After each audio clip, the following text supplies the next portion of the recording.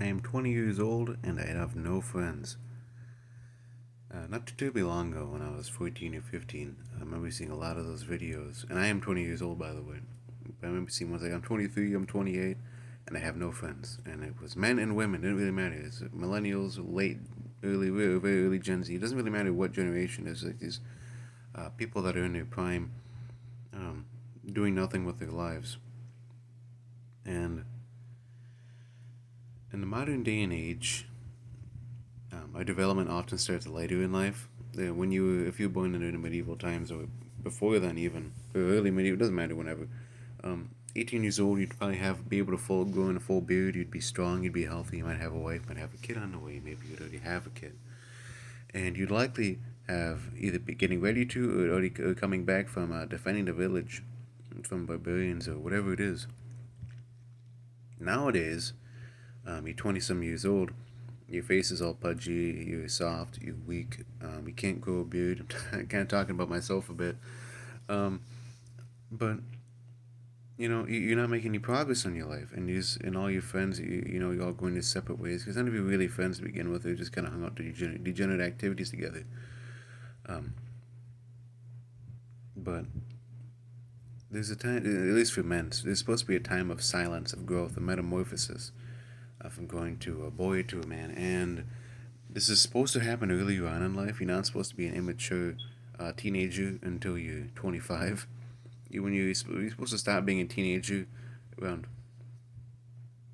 by 16 or so is when you're supposed to really start, becoming an adult. But a lot of people never even reach that stage where they start to change. A lot of people just stay little children their whole lives. Their mommy has to take care of them. They live in their mom's basement, and they play Team Fortress 2 in their crusty computer chair. And a lot of men, I think, are entering a time of silence, a time of whatever, where they're losing a lot of friends and they're losing a lot of things. And I'm here to tell you that you don't need your friends, you don't need your things. What you need is growth. You spent your whole life in this shell, in this cocoon, and you haven't even actually done any metamorphosis, haven't done any kind of growth. You're just kind of there in your mom's basement, not doing anything. Remember when COVID happened? Initially, it's like, whoa, no more school. This is gonna be great, dude. We're gonna hang out with the boys, my brothers, and we're gonna eat garbage food, and we're gonna hang out and talk about how awesome it is, and not have to work anymore, and not have to go to school. And I'm the youngest of all the boys, so I was the only one in this high school. I was 17 when COVID hit, born in 2003, and I remember after like a couple weeks into this shitty lifestyle, I remember I was sitting on the couch in my jeans and my hoodie, just hanging out like a dumbass with a stupid smile on my face, and it just hit me. I haven't lifted weights in weeks. It's been a long time, and I'm getting fatter. And I don't like the way I look, and I'm not really enjoying this anymore. It's not fun anymore because the novelty is just gone. So I'm just like, well, dang. Well, right now I'm with the boys, so I'll hang out and whatever. But I gotta start making some changes because I don't like where this is going. I don't like where this is going at all, actually. And so, all right. So I had a good time with them, but I slowly started getting back on the right track. And that time, from me hanging out in school, being a dumbass, to wasting a little bit of time to realizing I'm gonna have a lot of free time and I could be really leveling up on stuff. My deadlift, well, I got way up there, and um, I actually deadlifted 300 pounds for the first time in my life at 17, which is a really good, cool feeling. It's not really that much. A lot of guys lift way more than that, but I'm sorry. I'm supposed to tell my own story. You don't need friends. You don't need. You don't need activities. You don't need video games. You don't need movies. You don't need any of these things. They just distract you. They just waste your time. And it's time that could be spent growing. You don't need your friends. You don't need these excuses. These whatever it is that's holding you back in life. Um, you don't. And this is the weird thing too is like when you try to improve the crabs in the bucket barrel start pulling you back down. Your friends are here, and you right here, right in front of them. Not trying to give peace signs, but um, as soon as you start moving away from the group, they're like, "Oh man, Mr. Old you snap, you're too proud, whatever. You turned your back on us."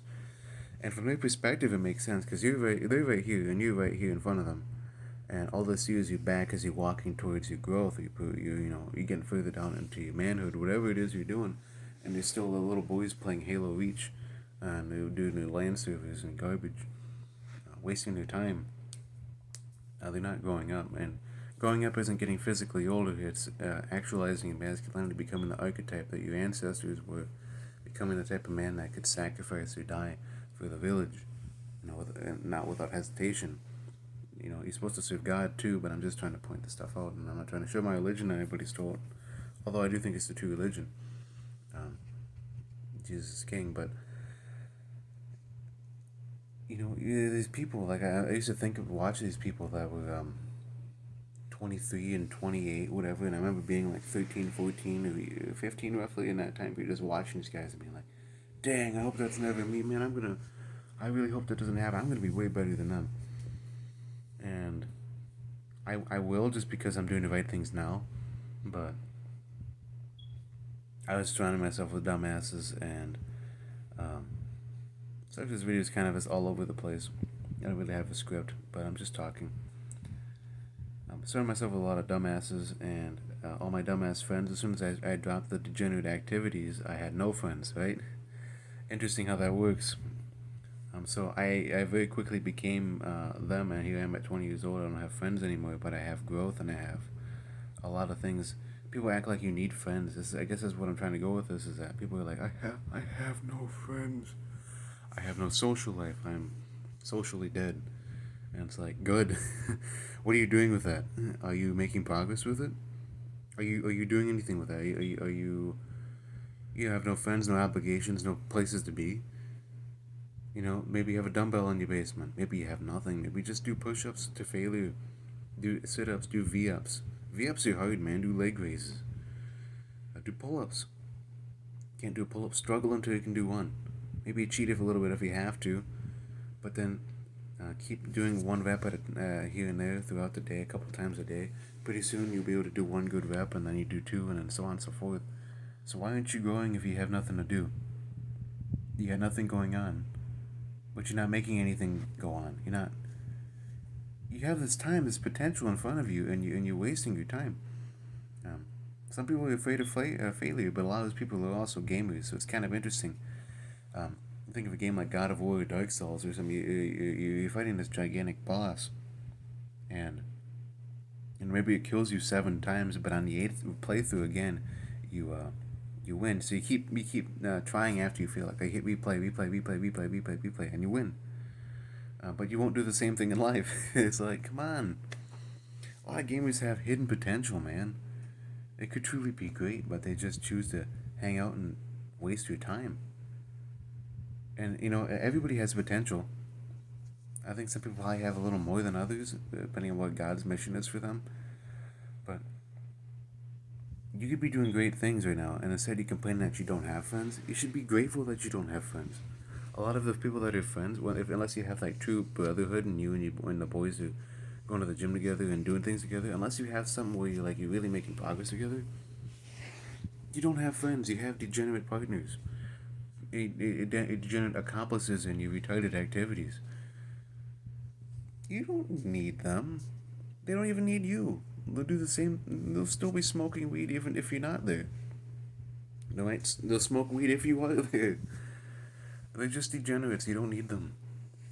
I have no friends. You don't need friends. You probably don't even want friends.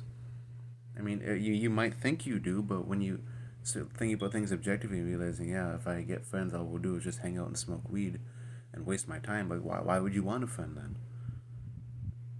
What you need is a brotherhood, and some type of bond that men specifically. I'm sure women have the version too, where you work together towards a common goal. You push each other. You compete with each other. You struggle with each other. You help each other. True brotherhood, which doesn't exist very often, it exists in small pockets in our modern day and age, because most males are not men; they're little boys. They're again playing Team Fortress 2 on their Xbox, their old PC, playing some CS:GO, and they got their diamond, rainbow, pride flag, butterfly knife, and they're raging at people online, other sweaty people online. Your friends are holding you back. you are holding you back, but your friends, people you surround yourself with, you become three things. One, who you surround yourself with, what you study, and what you repeatedly do. If you can control those three things, you control everything about yourself, pretty much. Obviously, God helps and whatnot. But your friends that you think you have, one, they're not your friends, but two, you don't need them. And if you're anything like me, and you're trying to work hard and put in the hours, and you're working a full-time job, maybe saving up for a house, whatever it is you're doing it likely without friends, hopefully without friends, or maybe you're just hanging out and smoking weed. You just got back from, hot boxing, and your friend's dad's Impala or something. I don't know what the hell you guys are doing, but hopefully you on my level. Where you're trying to get to my level, and I'm not super great, but where you're alone, you have no friends, you lost all your friends because you quit all your degenerate activities. You don't hang out anymore. You have nothing in common anymore, and out of all my friends, I think I'm the only one that I guess I was gonna say the only one that didn't fall into degenerate activities, but I'm actually the only one that fell out of those things by nothing short of the grace of God and through a struggle and prayer. Um, but here I am alone. I'm self improvement. I'm lifting weights. I've never been stronger, and that's weird because people are like, hey, if you get on a cut, whatever, instead of bulking, you get weaker, and that is true if you're more energy deprived. But I've been cutting. I've been doing a lot of things recently, and I've never been so strong, light, lean, and calorie deficient all at the same time. I'm just pure focused, man, and I'm not super amazing. I'm not hitting periods in the gym that are gonna be breaking any records, aside from my own. But I'm making a lot of progress, and it's because I have no one else to waste my time with. And the people I do hang out with are people that are on the same mission as me, like my older brother or my dad's trying to get back into weightlifting. Um, those are the only people I really hang out with. Um, hang out with my little sister sometimes, and like I try to get her into exercise too. But aside from little family activities, to people I really care about, I don't have friends. I don't waste time with that kind of stuff. I don't go to nightclubs. I don't know. I don't hang at my friend's house. I don't do those things anymore. I'm not a little kid anymore. The time for sleepovers is over. Your dad's not gonna be your dad forever. If you're an adult, you shouldn't need your dad. I mean, I'm gonna take care of my dad. I'm gonna retire my dad if I can, but um, you don't need your mom to wipe your ass anymore, and you don't need your parents to pay for your lifestyle anymore. You're not a little kid. You can't just sit at 20 years old or older and be in your mom's basement playing games on your laptop. You can't live that life. You can't be hanging out with your friends on the weekend or whatever. I don't pay rent and I live in my parents' house, but I buy the groceries, I pay the bills, I do whatever, whenever I can. Um, and eventually someday I'll have a house and I'll make sure my parents are either nearby or in my house. And I'll make sure that we all live together, we all live happily ever after, and I'm going to do my best to retire my parents. And if you're 20 years old and haven't taken any steps to doing that, dude, what's wrong with you, man? You shouldn't be making steps to provide for your family. You're becoming the man. Your dad should be able to pass the torch on to you at some point in the near future. And if he's not able to, it's either because your dad sucks, which I highly, that's possible. Parents and people and what they used to be. It's not the 1960s anymore, but more than likely it's just that you're not strong enough to even wield the torch. You're not strong enough to take over for your dad mentally, physically, financially, or skill set wise, or whatever. Um, you have nothing of sustenance. You might be thinking, I want a girl, I want this, I want that, big booty Latina, gonna clap her ass or something. It's like you don't need that. So it's probably inappropriate, but like truly, dude, it's like you're degenerate, you're nasty, and not only that, but what are you doing with these girls, man? You're not even the type of guy that can take care of yourself, yet you're gonna take on a woman and potentially get her pregnant, dude. Can you even afford to feed your cat?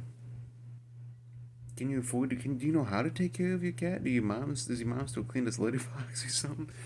I mean, if you are not a man that's has any sustenance in your life, has a house, you don't need to have a house. You can have an apartment, whatever. If you don't got something going on in your life, you can't support the woman you're with.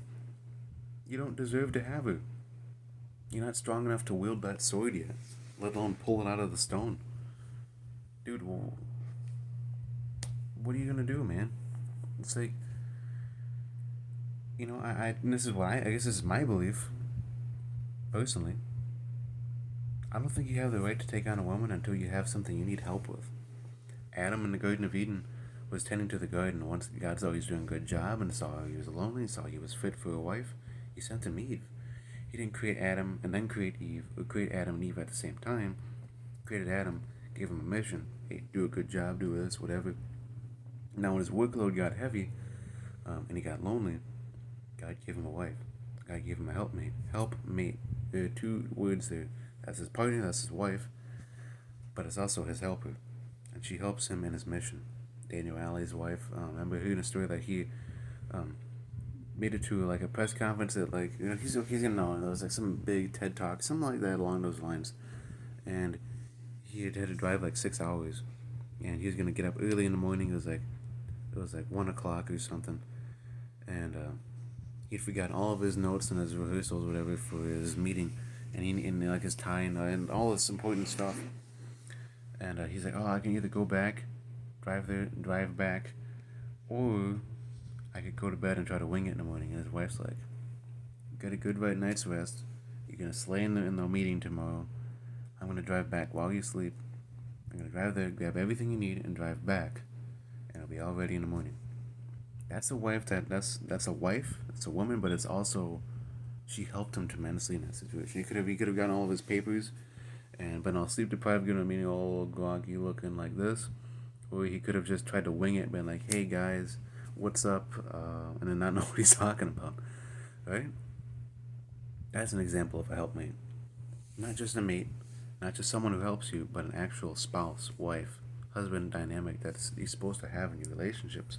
If you guys aren't pulling together to help each other somehow, then I question why you're together at all. It's outside of the obvious answer, which is likely she's got a big butt and I like Schooner. I mean, I don't know. You're supposed to have a helpmate, not a partner that, an accomplice in your degenerate activities, which is what most of your friends are, and most relationships are, and that's why most marriages fail. Because people get like married, they're like, okay, well, I'm 18, I have a job now, and maybe I have a down payment on a house, and I'm going to be paying off a loan for the next 30 years. So now what do I do? Well, I'm alone, and I don't want to be. So they just get a wife. And a lot of people, I think, they just get married because lust is, well, it's about that time, I guess. I guess this is the natural course. You move out, get married, you move out, get a house, get married, get divorced. She takes half of it. American dream, America, whatever. A lot of people don't even know why they're married. Ask anybody how they or why they got married. I wonder how many answers, what kind of answers you'd get. Some people might say, "Well, I loved her. I knew her from school, this and that." Most people don't even know what love is. Love is a logical choice. It's not an emotion you feel. So, love isn't what you feel in your pants. It's a logical choice. You should, my wife is. Maybe okay. Here's the thing. I want to tell if it's an easy way to kind of gauge if your love is real or fake, is to ask yourself why. Why do you love it? Oh, she got that big booty, son. I'm all about that life. You probably don't care about it at all.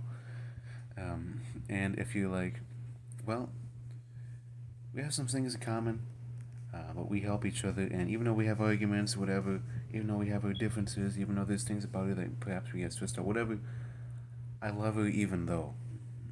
That's a choice to love her, even though she has her human, default.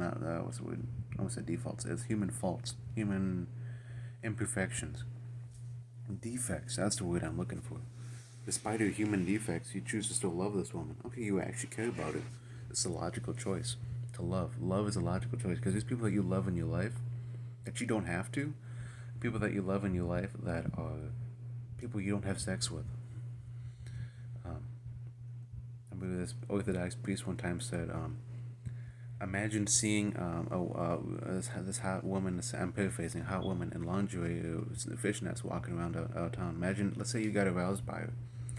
Now let's take that same woman, but let's imagine instead of her, it's your sister. Now, do you still feel aroused? Hopefully not. Hopefully not one of them weirdos, but no, you'd probably actually be upset. You'd be like, no, what are you doing to yourself? Respect yourself. Well, this and that, whatever. You look at her like she's a human being, and you're like, what are you doing? Your sister's named Allie. You're like, Allie, what are you doing, man? A girl. You disrespecting yourself. Hold yourself in a higher regard. What are you doing? It's because you actually love her, because you don't lust her. Most relationships, the foundation was built on lust. It started out with lust, and it'll end with lust. And, someone will end up cheating or doing whatever. Um, you sow shit seeds, you get shit weeds. Um, but if it's your sister, you'll be like, no, whatever, and you'll love her, and hopefully you won't be aroused by that. But you don't have that same reaction when it's a woman you don't know. It's because she's not as human to you. She's more of an object. But two, you don't love her. You lust after her. And the same dynamic, the same thing happens in relationships with other people or with whatever. As soon as your girlfriend opens up her mouth and you realize she has a completely different belief system to you, you argue, you fight, whatever it could be. I don't know how arguments fight. I've never been in a relationship. I've just been on self improvement. If you can't tell, 20 years strong. But what was I going to? Oh yeah, as soon as this girl opens her mouth, you're like, damn, she's annoying. I hate this lady. What are we doing? After the argument later on, you're screwing together. You're like, oh, I remember why I'm with her. Mm-hmm. Yeah, it's because you don't care about her. It's because you want to screw around with her. I'm not trying to be some simp, protect the women type guy.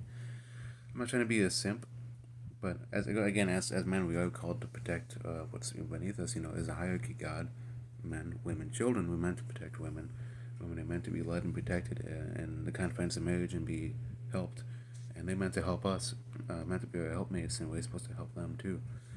So it is actually masculine to want to help women, protect women. It's not masculine to be the nice guy. That's like if I'm nice to her and I like all her posts on Instagram, she'll give me one crumb of that gush between her legs. No, that's not the way. That's not actually. That's being a simp. Being a simp, showering women with attention, showering women with money. You see this guy. It's like a titty streamer. She has like super chat. It's like, can you say ooh woo? That's being a simp. But protecting women, protecting those weaker than you, or guiding them, actually caring about people, loving, using logic to loving your wife with logic.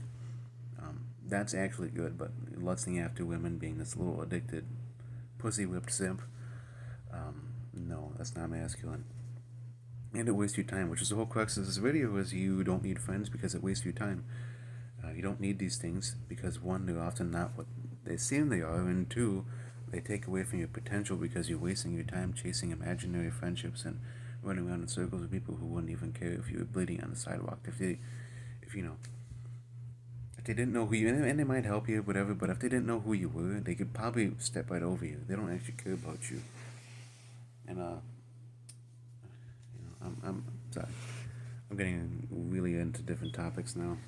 And I'm supposed to be going to bed because it's like 1 in the morning, but I really want to record some YouTube videos and rant a little bit and talk about my thoughts and get some things out there on the YouTubes and upload some videos because I haven't done that yet this week. So thanks for listening. If you listen this far, hopefully maybe someday I'll be like super popular because these videos don't get any views, and someone will be like, oh hey, he was wise, or maybe he was a dumbass. Maybe I'll look back and be like, man, I had no idea what I was talking about. Maybe you need friends at 20 years old, but I don't at this point in time right now. As a 20-year-old, hopefully to another 20-year-old or 19-year-old or 12-year-old or 29-year-old, I don't know. Hopefully I've given you some advice and I've explained some things, and hopefully there's some gold nuggets in my rants. I need to get a script and get an editor or just edit my videos or something so it's not all over the place. But anyways, thanks for watching. Please take it easy. Please pray, build thy kingdom within, and follow the Lord Jesus Christ. Accept him as your Lord and Savior. Be saved. Follow him. Trust in God. And take care of yourself, man. God bless you. Build that relationship with Christ. Thanks for watching.